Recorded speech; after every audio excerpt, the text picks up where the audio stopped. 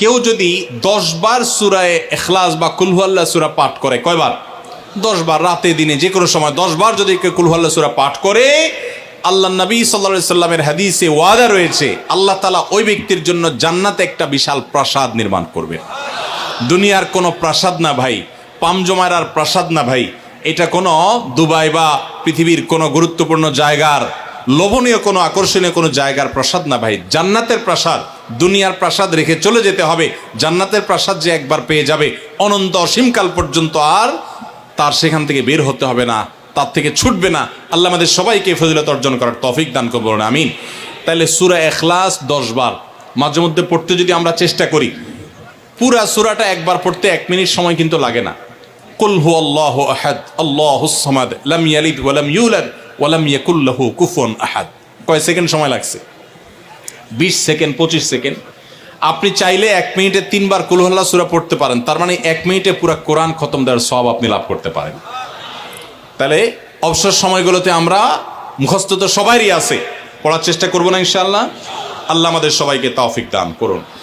এবং পড়ার পাশাপাশি এই সূরাতে আল্লাহর একত্ববাদের কথা বলা আছে, মূল বিষয়টা সেটা, শুধু সওয়াব আহরণ করাই উদ্দেশ্য না, বরং এখান থেকে আল্লাহর একত্ববাদের শিক্ষা নিতে হবে।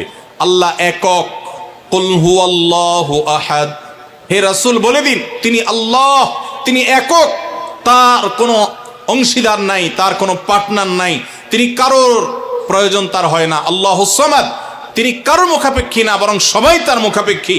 লাম ইয়ালিদ ওয়া লাম ইউলাদ, তাকে কেউ জন্ম, তিনি কাউকে জন্ম দেননি আর তাকেও কেউ জন্ম দেয়নি। ওয়া লাম ইয়াকুল লাহু কুফুয়ান আহাদ, তার কোনো সমকক্ষ নাই।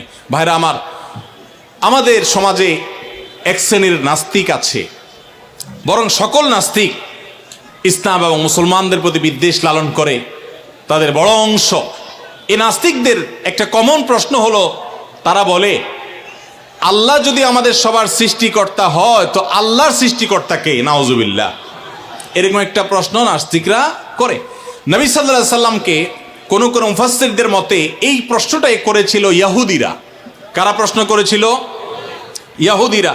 সেই জবাবে আল্লাহ তাআলা এই আয়াত নাজিল করেছেন এবং জানিয়েছেন যে আল্লাহ তিনি কারোর জন্ম দেওয়ার মুখাপেক্ষী নন, তাকে কেউ জন্ম দেয়নি, তিনি কারোর মুখাপেক্ষী নন।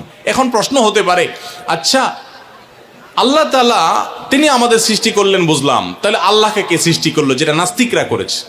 এই প্রশ্নটা একটা অমূলক প্রশ্ন এবং ভুল প্রশ্ন। এই প্রশ্নটা